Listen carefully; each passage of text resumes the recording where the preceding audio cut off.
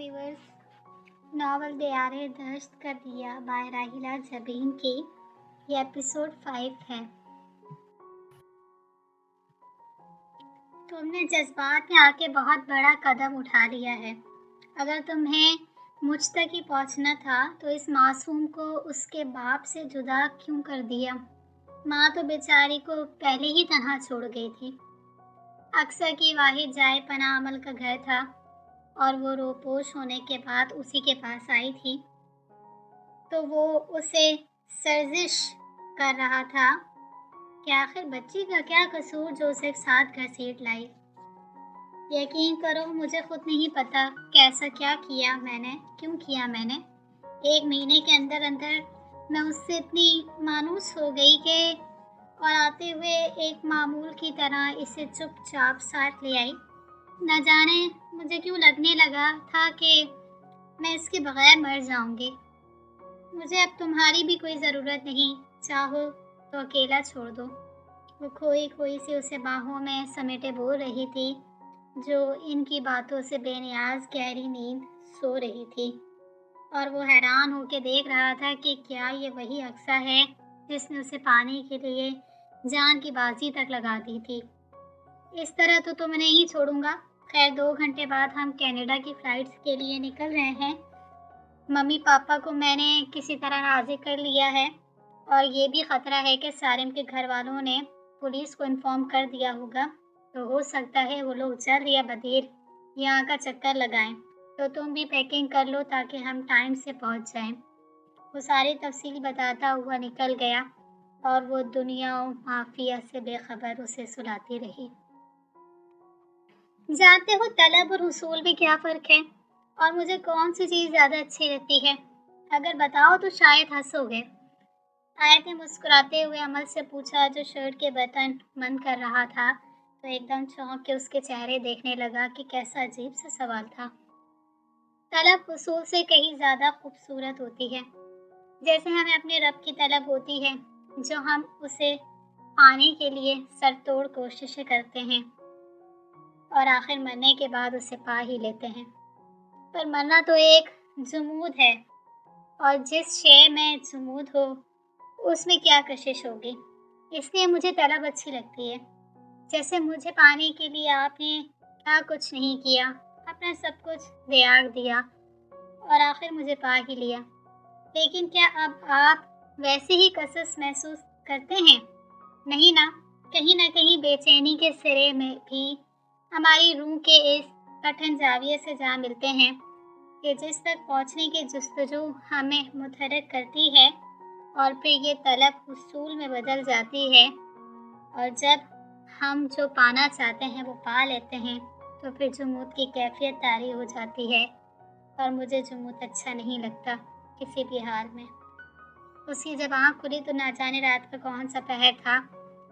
अब उसे भी लग रहा था कि उसकी ज़िंदगी में पे भी जुमूद तारी हो गया है, एक ना ख़त्म होने वाला जुमूद। फिर वो करवटें बदलती रही, मगर नींद आँखों से रूठ चुकी थी और उसकी जगह पर सुकूत दरिया ने ले ली थी, जो उसकी आँखों में बंद था। और फिर सुबह होने तक उसका तकिया भीगता रहा। आज उजाला को भुला कितने महीने हो गए हुए। वो जब सुबह उठ के आई तो अम्मी उंगलियों पे हिसाब लगा के सारिम की बेटे की गुमशुदगी का उससे पूछ रही थी। पता नहीं कैसा रखा होगा उस दिन माँ बाप की बच्ची को। उन्होंने आह भर कर अपनी बात जारी रखी।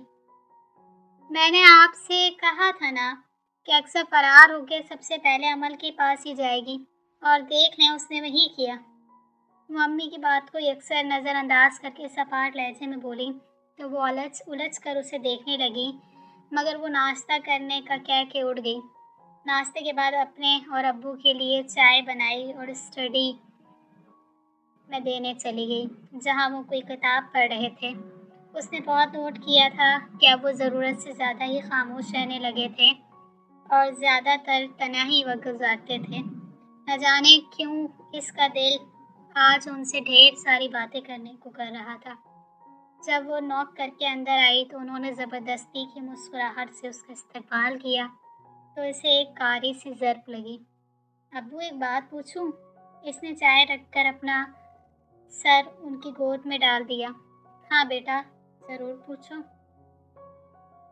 ان کے نہیں سے جواب نے اسے اندر تک کاٹ دیا اور اسے لگا جیسے وہ ایسے گڈریے سے بات کر رہی ہے جس کی ساری بکریاں بھیڑیا کھا گئی ہوں، اور ساتھ ہی اس کے ٹپ ٹپ آنسو گرنے لگے۔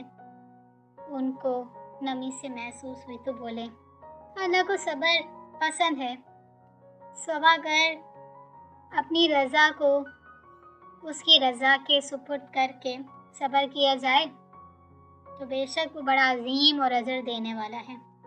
وہ اسے کسی بچے کی طرح ٹپکتے ہوئے کہہ رہے تھے، لیکن اگر صبر کرنے کے لیے احساسات اور دل ہی نہ رہے اور سب کچھ اس ڈوبتی کشتی سا محسوس ہوتا ہو کہ جس کا ملا ہتھیار ڈالتے اور تیز لہریں اسے نکل جائیں، تو اس حال میں کیسے صبر کیا جائے؟ وہ کھوئی سی پوچھ رہی تھی۔ اس حال میں انسان کے اندر ایک تیسری چیز پیدا ہوتی ہے جو دل اور احساسات سے بالکل الگ ہوتی ہے، اور وہ ہے اپنے رب پہ توکل۔ اگر انسان اس پہ توکل کرے تو تمام پریشانیاں نہیں رہتی، بلکہ ایک نادید سا سکون رگ و پے میں سرایت کر جاتا ہے اور روح ایک انجانے سفر پہ نکل پڑتی ہے۔ دنیاوی غموں اور جھمیلوں کی کوئی اہمیت نہیں رہتی، تو پھر انسان خود کو اتنا اعلیٰ و برتر محسوس کرتا ہے کہ اس کے غموں کا کامدواری کرنے والی کوئی عام ہستی نہیں، بلکہ وہ قادر مطلق ہے جو بے جان سے جاندار، شر سے خیر اور ہر ناممکن سے ممکنات پیدا کرتا ہے۔ وہ اسے سمجھا رہے تھے اور ہولے ہولے تھپک رہے تھے۔ کافی دیر ہو گئی تھی کہ اس نے ہاں یا نہ میں جواب نہ دیا تو انہوں نے ٹٹک کے اس کے ہاتھ پکڑا تو وہ ایک مردے کی طرح ٹھنڈا ہو رہا تھا، تو وہ گھبرا گئے اور فوراً اسے اٹھانے کی کوشش کی تو وہ ایک طرف لڑک گئی۔ گھبراہٹ میں سب کو آوازیں دے کے بلایا، پر وہ بے ہوش ہو چکی تھی۔ ڈاکٹر نے کہا ہے کہ بہت ویک ہے، لہٰذا اسے کچھ دن ادھر ہی رہنا دیا جائے۔ فجر پھولی ہوئی سانسوں میں ماں کو بتا رہی تھی اور ان کے ہاتھ تسبیح کے دانوں پہ مزید تیزی سے گھوم رہے تھے۔ ابو بھی مسلسل کبھی ڈاکٹر اور کبھی اس کے کمرے کا چکر لگا رہے تھے۔ وہ بہت تھکے ہوئے اور بوڑھے لگ رہے تھے۔ صرف ایک ہی دن ہے ان کی عمر نے سالوں کا سفر لمحوں میں طے کر لیا تھا۔ بد دعا تو ان لوگوں کو دی جاتی ہے جو دل کی گہرائی سے برے لگیں، پر جو پاتال میں دھکیل دیں اور زبان ہی نہ رہے۔ بد دعا کے لیے تو ایسے میں آہ نکلتی ہے جو دل کی گہرائیوں سے پیدا ہوتی ہے، اور یہ زبان سے کہیں زیادہ طاقتور ہوتی ہے۔ اس لیے خدا گواہ ہے کہ میں نے کبھی اکثر کو بد دعا نہیں دی۔ وہ ہوش میں آ چکی تھی اور بلا آواز بلند خود کلامی کر رہی تھی۔ امی اور فجر مسلسل رو رہی تھیں اور وہ کھوئی سی بولتی جا رہی تھی۔ آخر نرس نے آ کے بے ہوشی کا ٹیکہ دے کے اسے دنیا و مافیا سے بیگانہ کر دیا۔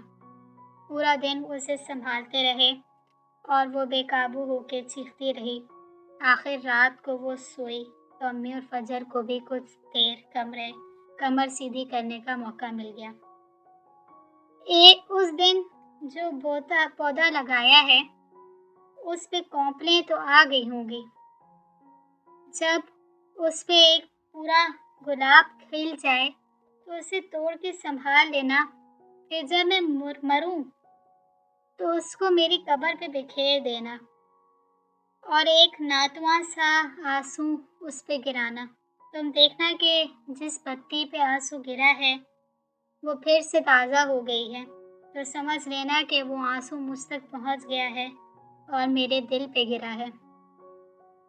اس نے مضبوطی سے فجر کا ہاتھ پکڑ رکھا تھا اور پاس ہی بیڈ پہ سر ٹکائے سو رہی تھی، مگر اس کی گرفت سے ایک دم ہڑبڑا کے اٹھ بیٹھی اور یہ دیکھ کے حیران رہ گئی کہ وہ حیرت انگیز طور پر بہت پرسکون نظر آ رہی تھی اور قطرہ قطرہ اپنے الفاظ اس کی سماعتوں میں انڈیل رہی تھی، اور پھر یکدم چپ ہو گئی۔ जल्दी से डॉक्टर को बुलाया और इमरजेंसी में ले जाया गया। थोड़ी देर बाद नर्स एक गोल मटोल गलगू थाना सा कंबल में लपटा हुआ एक बच्चा लेके आई। मुबारक हो, बेटा हुआ है, पर हम माँ को नहीं बचा सके।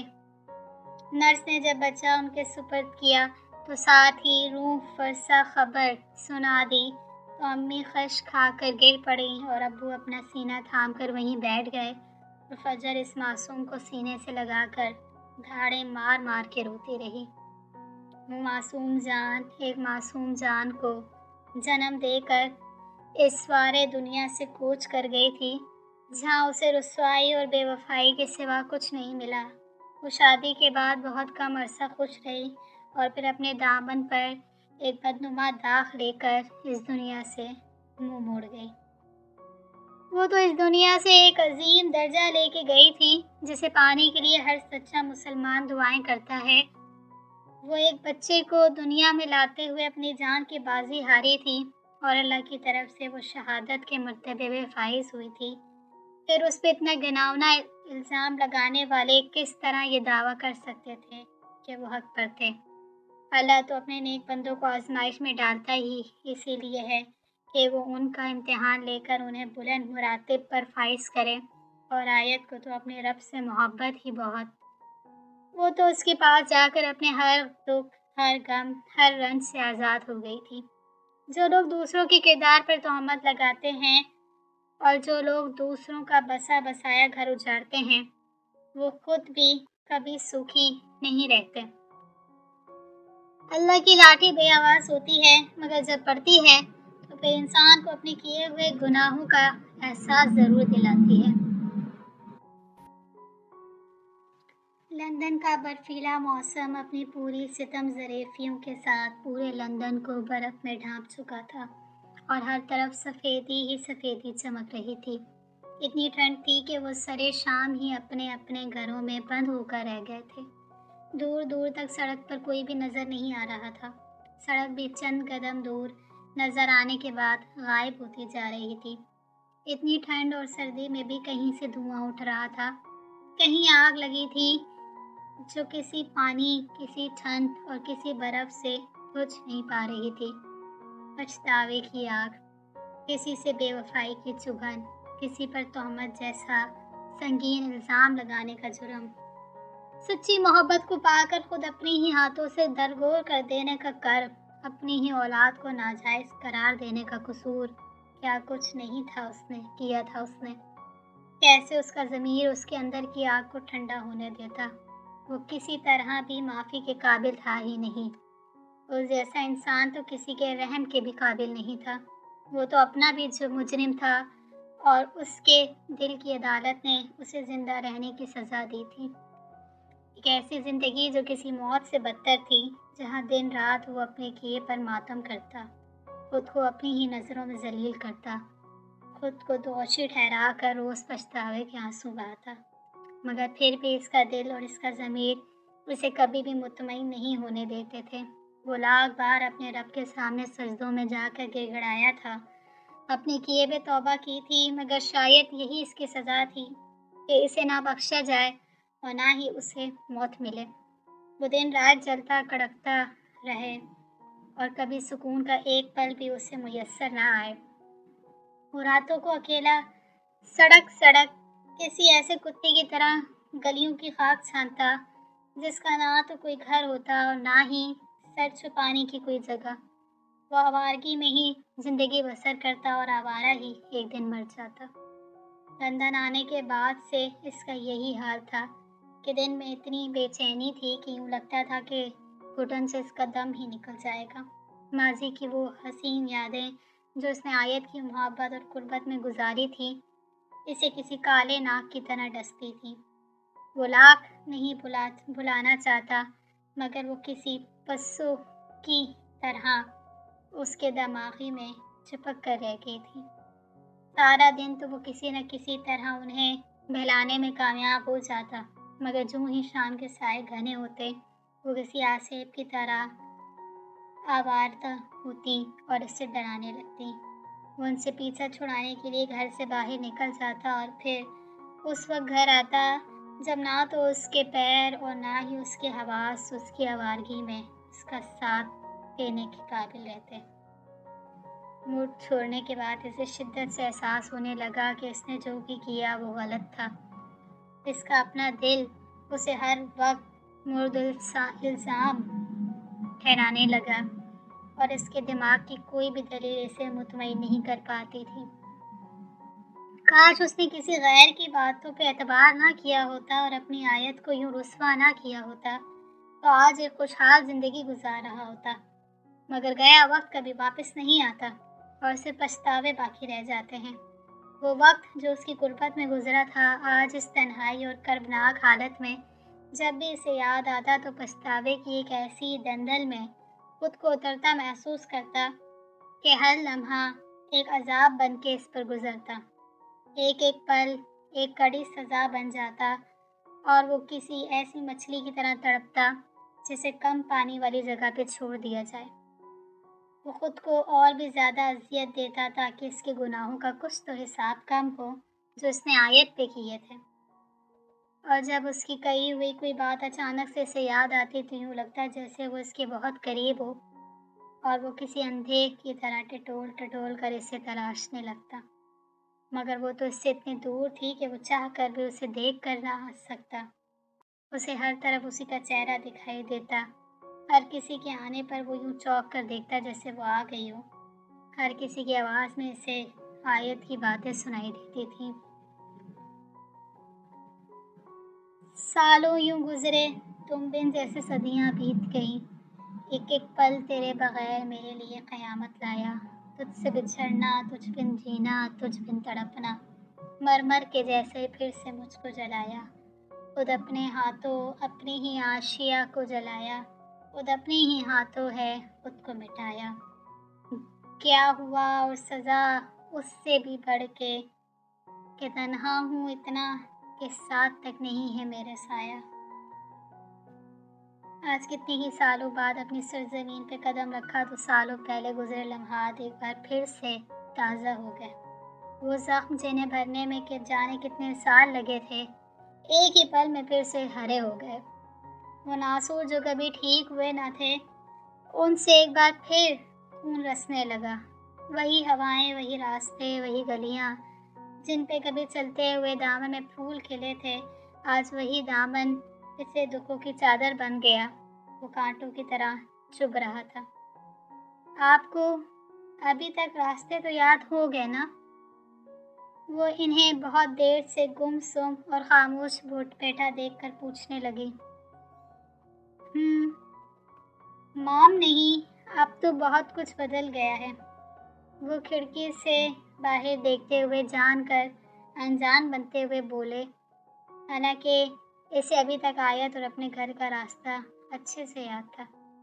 باہر دیکھتے ہوئے اس کی آنکھیں بہت سے جانے پہچانے راستوں کو دیکھ رہی تھیں جو کسی نہ کسی گزشتہ یاد کو تازہ کر رہے تھے، اور ساتھ ہی زندگی کے گزرے ہوئے بہت سے اچھے اور برے واقعات بھی آنکھوں کے سامنے کسی فلم کی طرح چلنے لگے، جیسے کسی نے ریورس کا بٹن دبا دیا ہو۔ یہ لمحے کتنے ظالم ہوتے ہیں، جب گزر رہے ہوتے ہیں تو پتہ بھی نہیں چلتا، اور جب گزر جاتے ہیں تو لمحوں کا عذاب بن جاتے ہیں۔ عمل کی زندگی بھی اس عذاب میں ہی بسر ہوئی تھی جو آج اتنے سالوں بعد اپنے ملک میں آ کر ایک بار پھر سے ساری یادیں تازہ ہو کر اس کے دل کو ایک نئے عذاب میں مبتلا کر رہی تھی۔ کتنی ہی تلخ اور دل فریب یادیں تھیں جو ایک ساتھ اس کے دل کو کبھی خوش اور کبھی اگلے ہی لمحے میں اداس کر رہی تھی۔ انسان کی حقیقت بھی کیا ہے، صرف فرق کے ہاتھوں ایک کٹ پتلی جسے وقت اپنی مرضی کے مطابق جب اور جیسے چاہتا ہے نچاتا ہے، اور انسان وقت کی رو میں بہہ کر کہاں سے کہاں پہنچ جاتا ہے۔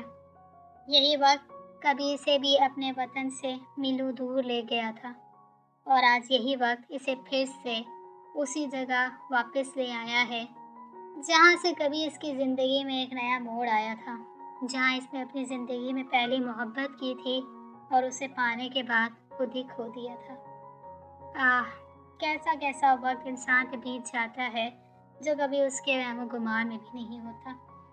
वो खिड़की से बाहर देखते हुए सोच रहा था और बेख्तियार इसके दिल से आहें बुलंद हो रही थीं, जिन्हें वो करीब बैठी अपनी बेटी से हद मुमकिन छुपाना चाहता था। ये सब कुछ बहुत खूबसूरत है, पाकिस्तान बहुत अच्छा है और मुझे यहाँ आकर कुछ भी नया नहीं लग रहा, बल्कि ऐसा लग रहा है जैसे मैं यहीं से ताल्लुक़ रखती हूँ और आज इसी मिट्टी में आकर मुझे बहुत अपनाइयत का एहसास हो रहा है। उसने मुस्कुराकर अमल की तरफ देखकर कहा, तो वो जो अपनी ही सोच में गुम था, चौंक कर इसकी तरफ देखने लगा। हाँ, ऐसा ही है। इंसान की मिट्टी जिस ख़मीर से बनी हो, इसे वहीं पर अपनाइयत का एहसास होता है। अमल ने कुछ देर सोचने के बाद खोए हुए अंदाज में कहा, आपने बहुत अच्छा किया जो यहाँ आने का प्लान किया। पहले तो मैं बहुत फिक्रमंद थी कि पता नहीं यहाँ आकर मुझे एडजस्ट होने में कितना वक्त लगेगा, मगर अब तो ऐसा लग रहा है जैसे मैं अपनी असल जगह वापस आ गई हूँ। वो बहुत जज्ब से कह रही थी और अमल जो अपने बहुत से दुखों से एक वक्त लड़ रहा था, उसकी बातें सुनकर कुछ और गमगीन हो गया और फिर अपनी आंखों में आने वाली नमी को छुपाने के लिए विंड स्क्रीन से बाहर देखने लगा। उसके दिल में ये ख्याल भी बार बार आ रहा था कि उजाला का बाप भी यहीं कहीं होगा और शायद वो कभी उसे मिल भी जाए। अगर उसने तमाम हकीकत उजालत को बता दी तो वो उसे कैसे समझाएगा कि आज तक उसने जो कहानियाँ उसे गढ़ गढ़ के सुनाई थी, वो सिवाय झूठ के और कुछ भी नहीं है। वो तो खुद से भाग भाग के थक चुका था और अपने कसूर पे पछताते हुए उसे इतना वक्त बीत गया था कि अब वो इस बोझ को मज़ीद उठाने का मुतमहिल नहीं हो सकता था। जिंदगी में जितना वो खुद से भागा था, उतना ही उसका ज़मीर इसे कचोखे लगाता था और आखिर इस जंग से तंग आकर उसने आखिरी फैसला कर लिया, डू और डाई का। या तो वो आयत से माफ़ी मांगेगा और या फिर खुद को उसके आगे हर सज़ा के लिए पेश कर देगा। इससे पहले कि वो अपने ज़मीर के बोझ तले दफन हो जाए, उसे हर हाल में आयत से माफ़ी मांगनी थी और इन तमाम लोगों से भी जिनका वो मुजरिम था।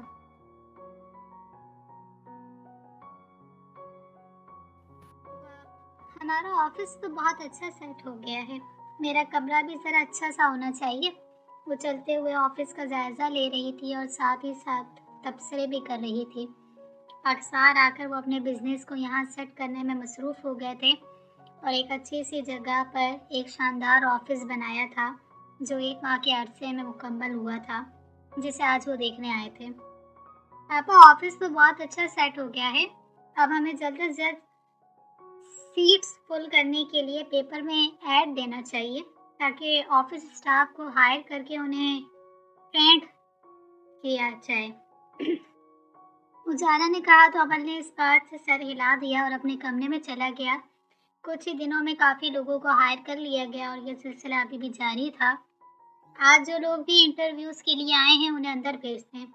उजाला ने फ़ोन पे हिदायत देते हुए कहा, मैं आई कम इन। कुछ देर बाद दरवाजे पे नॉक हुआ तो किसी ने आहिस्तगी से पूछा, यस कम इन। उजाला ने कुछ पेपर्स समेटते हुए कहा और वो अंदर आ गया। Please have a seat. उसने देखे बगैर पेपर्स टेबल पे रखते हुए कहा। तभी उसने दराज बंद करके सामने बैठे शख्स को देखा। वो एक ऊबर नौजवान था जो बहुत आराम से बैठा उसे देख रहा था। जी फरमाइए, उजाला ने उसे देखकर पूछा। मुझे यहाँ जॉब अप्लाई करना और उसके लिए फॉर्म दरकार है। वो पूरे एतमाद लहजे में बोला। ओह अच्छा, मैं तो भूल ही गई। उजाला ने उसकी आंखों में देखकर हड़बड़ाते हुए कहा, जिनकी गहराई में वो एकदम खो गई थी, और फिर टेबल पर रखे कागजात से एक फॉर्म निकाल कर उसके सामने रख दिया। आप यहीं बैठकर इसे फिल कर दें और मुझे दे दें। उजाला ने कागज़ इसकी तरफ बढ़ाते हुए कहा तो वो कागज़ लेकर बगौर पढ़ने लगा और फिर टेबल पर रख कर लिखने लगा। वो सर झुकाए लिख रहा था और उजाला अपनी कुर्सी से कुछ ऊपर उठकर उसकी तफसील को बड़े तजस्सुस से पढ़ने में मसरूफ़ थी। अरे छोटे हो मुझसे, फिर तो मैं तुम्हारी आपा हुई। उजाला ने फॉर्म फिल करते हुए सलमान से कहा, जो बड़ा मुनहक हो के फॉर्म फिल कर रहा था और डेट ऑफ बर्थ का खाना फिल करते हुए उजाला ने इतने जोर की चीख मारी कि उसका हाथ से पेंसिल गिर गई। मोहतरमा, मैं यहाँ जॉब करने आया हूँ, रिश्तेदारियाँ निभाने नहीं। वैसे अगर ये भी रिस्ट्रिक्शन है तो मैं फॉर्म फिल नहीं करता। वो पेंसिल और फॉर्म मेज पर रखकर संजीदगी से बैठ गया तो वो हक्का बक्का सी रह गई और फिर आके तमही से खुसर पुसर करने लगी कि कितना बदतमीज शख्स है। अमल किसी काम से बाहर जा रहा था तो उनकी गुफ्तगू सुन के वहीं रुक गया। तो वो लड़का बहुत अजीब सा लगा जिसकी पुश्त उसकी तरफ थी। आ जाए, मैं रिक्शा टैक्सी तक छोड़ दूं। आखिर कितनी देर और गाड़ी का ठीक होने का इंतजार करेंगे। अगले दिन सलमान किसी काम से जा रहा था तो रास्ते में उजाला को परेशान अपनी गाड़ी में बैठे देखा जिसका ड्राइवर गाड़ी ठीक कर रहा था। शुक्रिया, ठीक होने वाली है। वो इसे पहचान गई थी इसलिए मुंह बिगाड़ कर बोली, क्या ठीक होने वाली है? गालिबन गाड़ी का कह रही हैं आप। नहीं ठीक होगी आज शाम तक।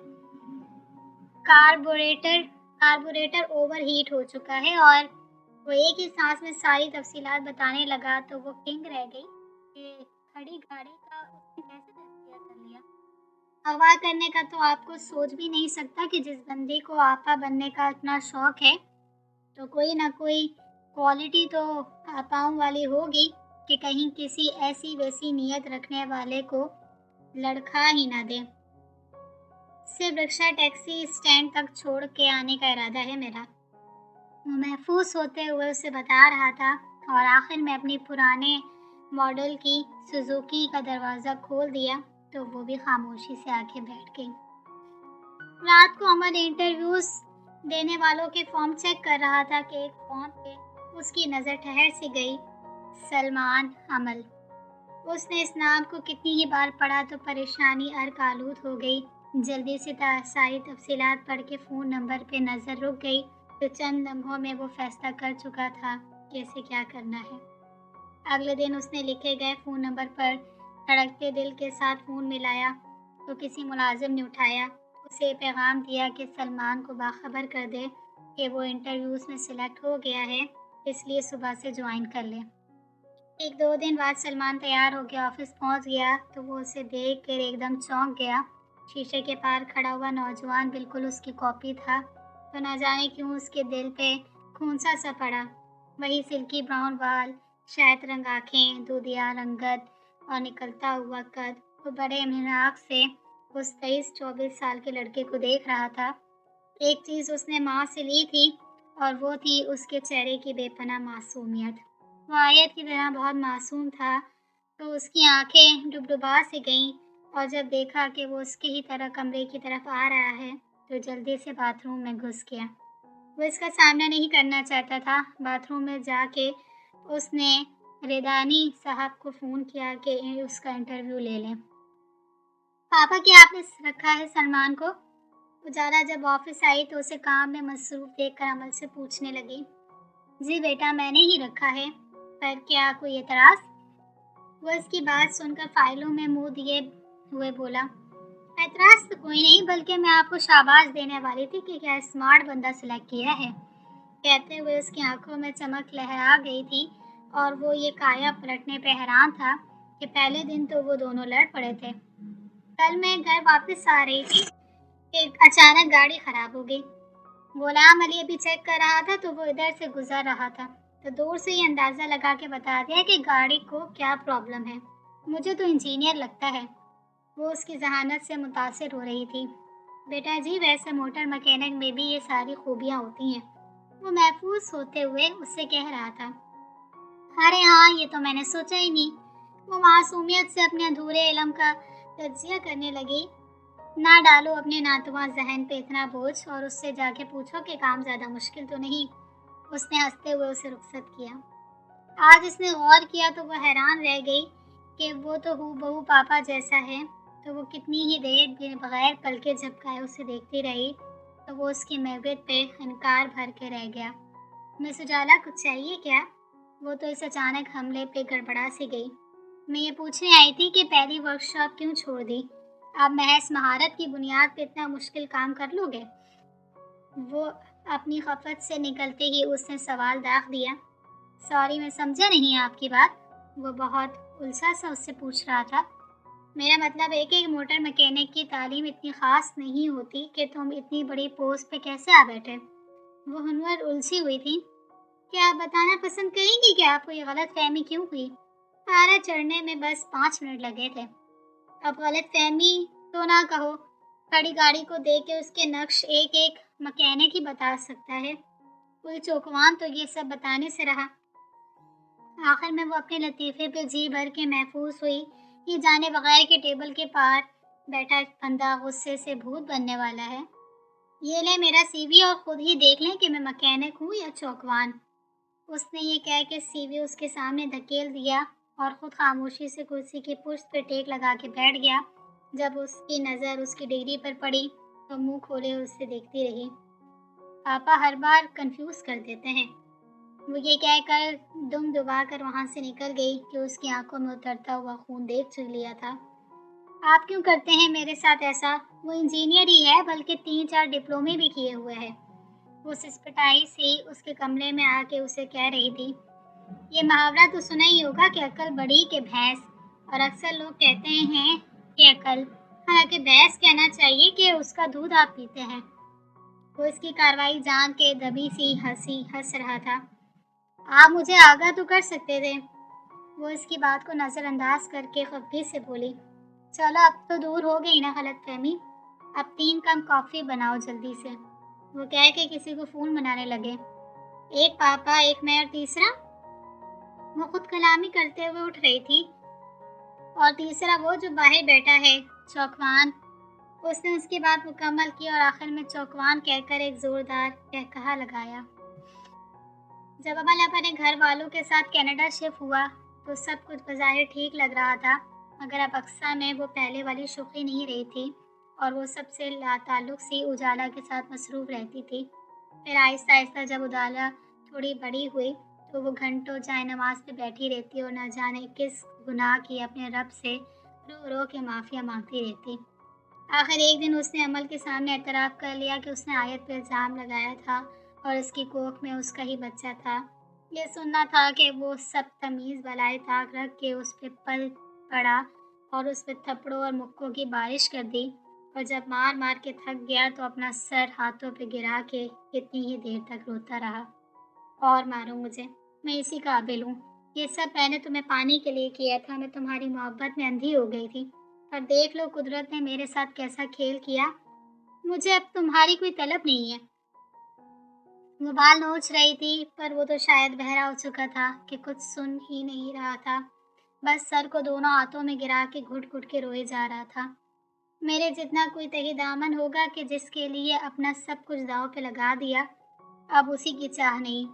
ये ज़रूर आयत की बद्दुआओं का नतीजा है। वह हज़ियानी अंदाज में खुद कलामी कर रही थी। मैं कल मौलवी साहब को हम दोनों के निकाह के लिए लाऊंगा। कुछ देर बाद उसने अपनी आंखें रगड़ते हुए कहा, लेकिन मैंने अभी सारिम से तलाक नहीं ली, तो ये शरई नहीं है। उसने एकदम ठिठक के कहा, तो जो कुछ तुमने किया, क्या वो शरई था? वो चुपते हुए लहजे में इससे पूछ रहा था और वो बिल्कुल कम खड़ी थी, जैसे मुंह में ज़बान ही ना हो। तो फिर ऐसे ही चलने दो अजनबी, तो तुम मेरे लिए हमेशा ही रहोगी। ये कहकर वो रुका नहीं और शिकस्ता कदमों बाहर निकल गया और वो खाली खाली नज़रों से उसे जाता देखती रही। उसने आयत से राब्ते की बहुत कोशिश की, पर शायद सबके नंबर बदल चुके थे।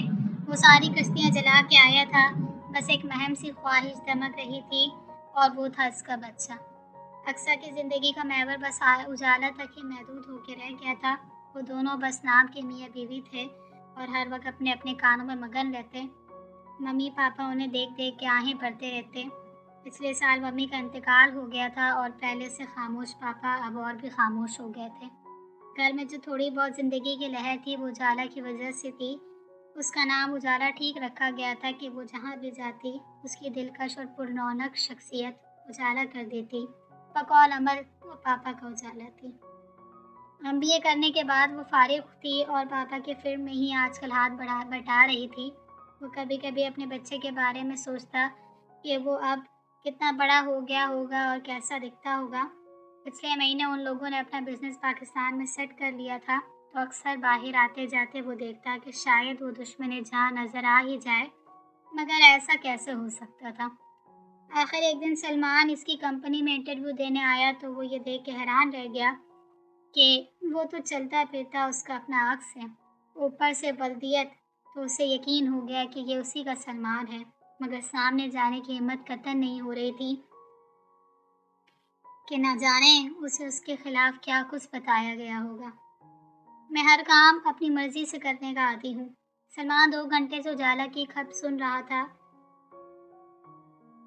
खप रहा था कि ये प्रोजेक्ट ऐसे नहीं करना, मगर वो सर धनती जा रही थी कि ऐसे ही होगा, तो वो जिच के बोला, जानते हो इसका अंजाम क्या हो सकता है और तुम किससे ऐसी बात कर रहे हो? वो भी अबरू उचका के तक से बोली, अच्छी तरह जानता हूँ, आप लोगों ने चंद हजार के औस मुझे खरीद नहीं लिया। मुझे पता है अपना ना काम कैसे करना है, लेकिन अगर फिर भी एतराज़ है तो चलता हूँ, सुबह रेजिग्नेशन मिल जाएगा। ये कहकर वो कुर्सी पीछे खिसका के उठ खड़ा हुआ तो वो दांत कचकचा कर उसे जाता देखती रही। वह इन दोनों की गुफ्तगू सुन रहा था तो इसे अचानक अपने निकाह का वक्त याद आया। आयत शहबाज बिमाए हक महर 1 लाख कबूल है। मौलवी ने पहली बार पूछा तो इसने खुशदिली से जवाब दिया, लेकिन जब दूसरी के बाद तीसरी बार दोहराया तो वो इसके गिरबान पकड़ के खड़ा हो गया कि जब एक बार कबूल है कह दिया तो बार बार पूछने की क्या तुक। मगर फिर वहाँ पे मौजूद लोगों ने बेच बचाव करके मामला ठंडा किया कि निकाह ऐसे ही पढ़ाया जाता है। अब सलमान की हडर्मी देख कर इसे अपनी झलक नजर आई थी तो वो एक सर्द आग के साथ ज़ेरे लब मुस्कुराया। एक साथ ही दिल में एक जोरदार टीस भी उठी और मुंह पे एक जोरदार तमाचा भी पड़ता महसूस हुआ। ये वही बच्चा है ना जिसे तुमने किसी और के नाम की गाली देकर उसे अपनाने से इनकार कर दिया था। आज कैसे उसमें अपनी शबाहतें ढूंढ रहे हो? कभी उससे अपना मानने के लिए तुमने अपनी पाक दामन बीवी को एक ऐसा टेस्ट करवाने की शर्त लगा दी थी, जो टेस्ट अपनी रिपोर्ट आने से पहले ही किसी इज्जतदार औरत के लिए उम्र भर का दाग बन जाता है। लोग इस बात पर यकीन नहीं करते कि औरत बेगुनाह थी। वो तो शौहर की तरफ से लगाए हुए उस इल्ज़ाम को ही सच मान लेते हैं कि जो उस औरत का शौहर ही ये ना जाने कि उसकी बीवी का होने वाला बच्चा किसका है, उसका है भी या नहीं, तो बेदुनिया का कोई भी टेस्ट करवाने औरत के किरदार को तार होने से बचा नहीं सकता। आज के इस मुंह से तुम उसे अपना बेटा मान के खुश हो रहे हो। तुम तो इस काबिल भी नहीं हो कि इसके सामने जा सको। क्या कहोगे उसे, कैसे समझाओगे और क्या बताओगे? क्या वो ये जानकर तुम्हें अपना बाप तस्लीम कर लेगा कि तुमने उसकी माँ पर तोहमत लगा कर उसे तलाक दी थी? क्या वो अपनी माँ के साथ होने वाली ये ज्यादती भूल जाएगा? क्या अब तुम्हारा दिल ये गवाही देता है कि वो तुम्हारी औलाद है? तो तब तुमने अपने दिल की क्यों नहीं सुनी जब वो चीख चीख कर कहता था कि आयत मासूम है और तुम दूसरों की बातों में आकर अंधे हो गए थे? ये नौजवान जो आज तुम्हारे सामने एक ऐसे सच की तरह आ खड़ा हुआ है जिससे ना तो किसी संत की ज़रूरत है ना ही किसी की गवाही की, वो एक ऐसा सच है जो अपने सच होने का सबूत ही एक ना झुटलाए जाने वाले सबूत है। ऐसा सच जिसे साबित करने की भी ज़रूरत नहीं। तुमने अपनी सारी ज़िंदगी अपने हाथों से बर्बाद कर दी अमल। तुम सारी उम्र अपनी औलाद को देखने के लिए तरसते रहे, उसका सारा बचपन, उसकी सारी मासूम शरारतें, उसके पहले लड़खड़ाते कदम। जब हर बच्चा अपने बाप के हाथ थाम के चलना सीखता है, तब उसे सिर्फ आयत ने अपने पैरों पर चलना सिखाया होगा। तुमने तो उससे बाप का साया छीन कर उसे इन तमाम खुशियों से महरूम कर दिया जो हर बाप अपनी औलाद को देना चाहता है। उसके दिलो दिमाग ने एक बार फिर इसे उसी अदालत में ला खड़ा किया था जो जहाँ सालों से वो इस मुकदमे की कार्रवाई में किसी मुजरिम की तरह कटहरे में खड़ा अपनी सज़ा के इंतज़ार में उम्मीद ना मायूसी के बीच लटक रहा था। और अब तो लगता था जैसे इसका फैसला जल्द हो जाएगा। बस अब किसी मुनासिब मौके का इंतज़ार था कि वो उसके सामने आ जाए।